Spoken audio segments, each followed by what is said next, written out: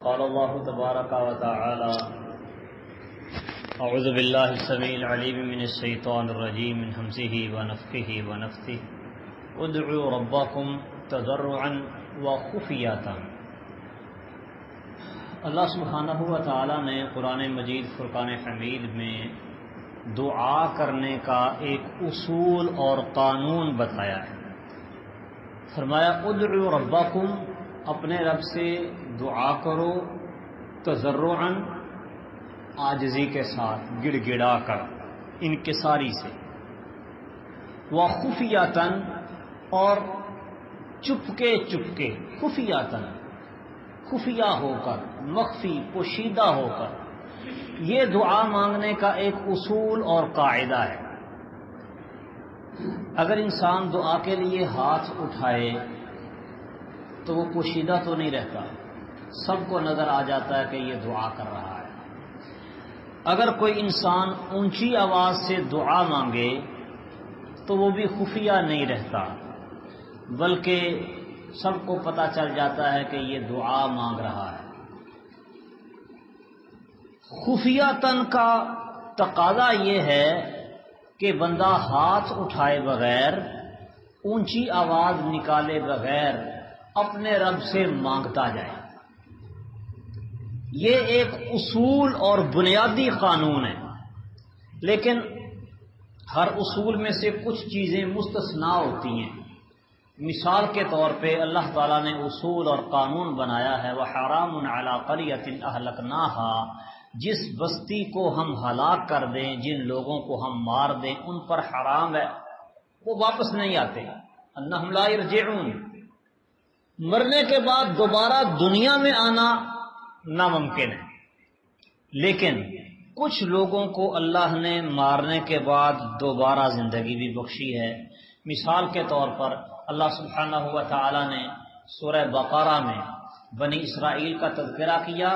انہوں نے تقاضا کیا تھا موسیٰ علیہ السلام سے کہ ہم اس وقت تک تجھ پہ ایمان نہیں لائیں گے حتی نر اللہ جہرۃ، حتیٰ کہ ہم اللہ تعالیٰ کو اپنے سامنے نہ دیکھ لیں۔ تو اللہ سبحانہ و تعالیٰ نے انہیں مار دیا، مر گئے، لیکن پھر دوبارہ اللہ نے انہیں زندہ کیا۔ فرمایا ثم بعثناکم من بعد موتکم لعلکم تشکرون، ہم نے تمہارے مرنے کے بعد پھر تمہیں اٹھایا تاکہ تم شکر کرو۔ اسی طرح سورہ بقرہ میں ہی ایک دوسرا واقعہ اللہ نے ذکر کیا ہے الم تر الی الذین خرجوا من دیارہم وهم الوف حذر الموت، کیا آپ نے ان لوگوں کی طرف نہیں دیکھا جو ہزاروں کی تعداد میں تھے، موت کے ڈر سے گھروں سے بھاگے، لیکن فقال لهم اللہ موتوا، اللہ نے انہیں کہا مر جاؤ، مر گئے۔ ثم احیاہم، پھر اللہ نے انہیں زندہ کر دیا۔ سورہ بقرہ میں ہی ایک تیسرا واقعہ بھی اللہ تعالیٰ نے ذکر کیا ہے او کالذی مر علی قریۃ وہی خاویۃ علی عروشها قال انا یحیی هذه اللہ بعد موتها فاماتہ اللہ مئۃ عام، ایک آدمی اجڑی ہوئی بستی کے پاس سے گزرا، کہنے لگا کہ اس کے مرنے کے بعد اللہ اسے کیسے دوبارہ زندہ کرے گا۔ اس کہنے والے کو ہی اللہ نے موت دے دی، 100 سال تک، 100 سال کے بعد پھر اسے زندہ کیا۔ ثم بعثہ، اسے زندہ کیا اور پوچھا کم لبثت، تو یہاں کتنے دن تک ٹھہرا ہے؟ کہتا ہے لبثت یوما او بعد یوم، ایک آدھ دن رہا ہوں گا۔ اللہ نے فرمایا بل لبثت مئۃ عام، بلکہ تو 100 سال یہاں مرا رہا ہے، تجھے 100 سال مارنے کے بعد میں نے زندہ کیا ہے، ایسے اس اجڑی اور بے آباد بستی کو میں پھر زندہ کر دوں۔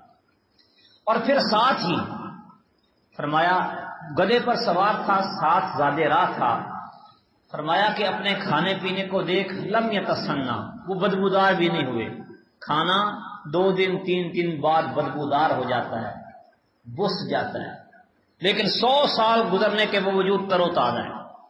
اور جس گدھے پہ وہ سوار تھا اس کی ہڈیاں بکھری ہوئی تھی، مار کے ختم ہو چکا تھا۔ فرمایا دیکھ ان ہڈیوں کو کیف ننشزھا، ہم اسے کیسے جمع کرتے ہیں، ثم نکسوھا لحما، پھر اس پر کیسے گوشت چڑھاتے۔ اس کے سامنے اللہ نے اس کا گدھا ہڈیاں جوڑ کے گوشت چڑھا کے زندہ کر دکھایا، مرنے کے بعد دوبارہ زندگی۔ اسی طرح اس کے ساتھ ہی آگے اللہ تعالیٰ نے ابراہیم علیہ السلام کا واقعہ ذکر کیا، کہنے لگے ربی ارنی کیف تحیی الموتى، اللہ دکھا تو صحیح تو مردے کیسے زندہ کرتا ہے۔ اللہ نے فرمایا اولم تؤمن، کیا تو ایمان نہیں لایا؟ کہنے لگے بلا کیوں نہیں، ایمان ہے میرا کہ تو مرنے کے بعد دوبارہ زندہ کر سکتا ہے، لیکن ولکن لیطمئن قلبی، میں اپنے دل کو مطمئن کرنا چاہتا ہوں، اطمینان قلب۔ فرمایا 4 پرندے پکڑ لے، فصرہن الیک، انہیں اپنی طرف مائل کر لے، مانوس جب وہ تیرے ساتھ ہو جائیں تو پھر ان کو ذبح کر کے ان کے ٹکڑے پہاڑوں پر پھیلا دے، ثم ادعہن یأتینک سعیا، پھر انہیں بلا، وہ دوڑتے ہوئے تیرے پاس آئیں گے۔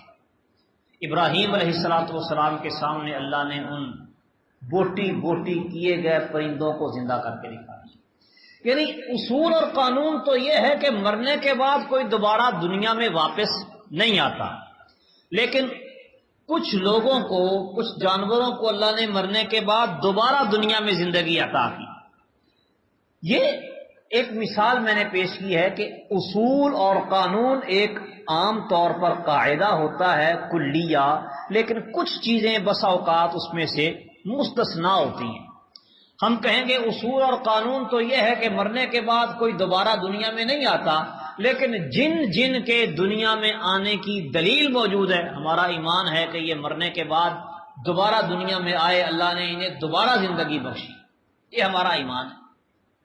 ایسے ہی دعا کرنے کا اصول، قانون اور قاعدہ کلیہ تو ہے کہ اللہ سے دعا کی جائے خفیۃً، نہ آواز اونچی نکالی جائے نہ ہاتھ اٹھائے جائے، یہ عمومی اصول اور قانون ہے دعا کرنے کا جب بھی بندہ دعا کرے۔ ہاں کچھ موقعوں پر نبی صلی اللہ علیہ وسلم نے ہاتھ اٹھا کر دعا کی ہے، آپ نے بآواز بلند دعا کی ہے۔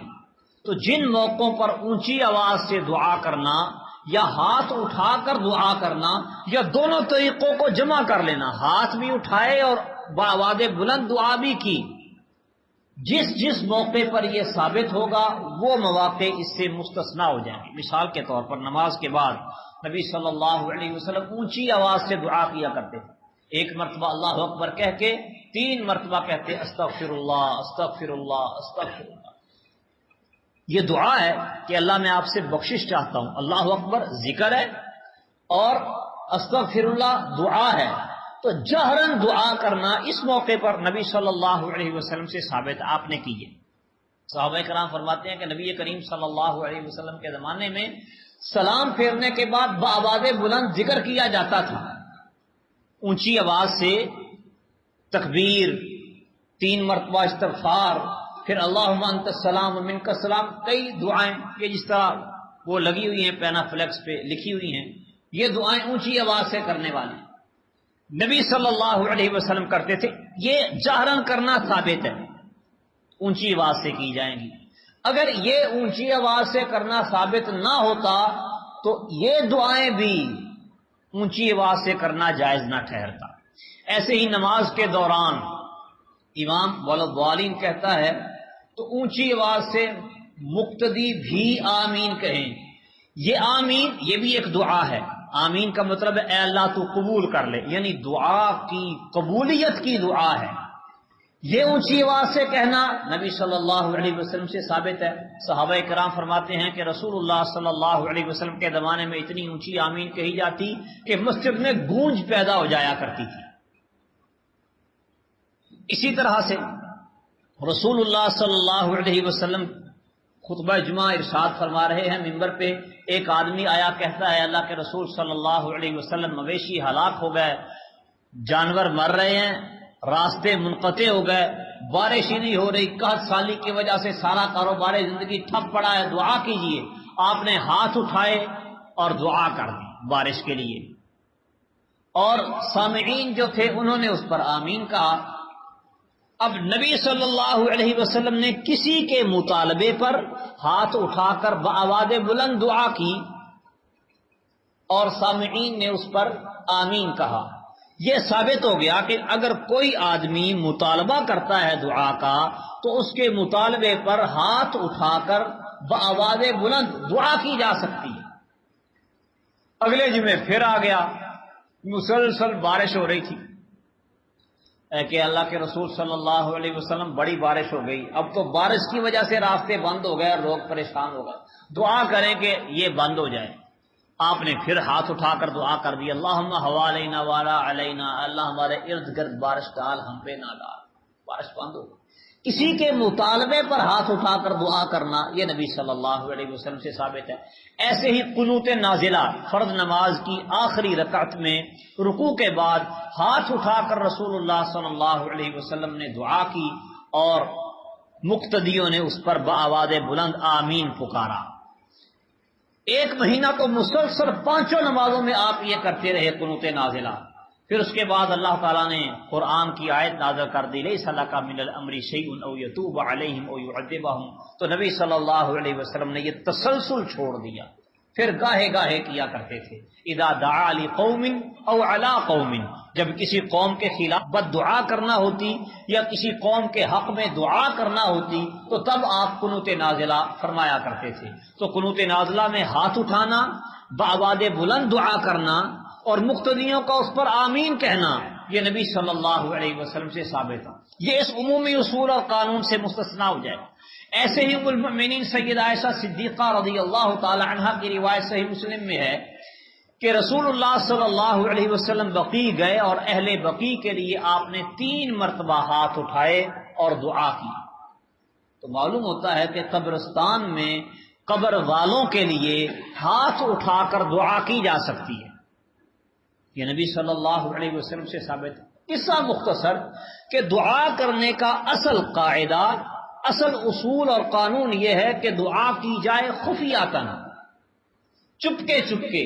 ہاں، جس دعا کے لیے ہاتھ اٹھانا ثابت ہے اس دعا کے لیے ہاتھ اٹھانا جائز ہوگا۔ جو دعا بآواز بلند کرنا نبی صلی اللہ علیہ وسلم سے ثابت ہے وہ دعا بآواز بلند کی جائے گی، یہ اس عمومی اصول اور قانون سے مستثنا ہو جائے گا۔ اسی طرح ذکر کرنے کے لیے بھی اللہ تعالیٰ نے اصول مقرر کیا ہے، وَاذْكُرْ رَبَّكَ فِي نَفْسِكَ تَضَرُّعًا وَخِيفَةً وَدُونَ الْجَهْرِ مِنَ الْقَوْلِ بِالْغُدُوِّ وَالْآصَالِ، صبح و شام اللہ کا ذکر کرو اونچی آواز نکالے بغیر، اس کے لیے بھی یہی اصول اور قانون ہے۔ جو اذکار اونچی آواز سے کرنا ثابت ہیں وہ اس اصول سے مستثنا، باقی سب سرن کیے جائیں گے اونچی آواز نکالے بغیر۔ اللہ تعالیٰ سمجھنے اور عمل کرنے کی توفیق دے۔ وما علیہ الا البلاغ۔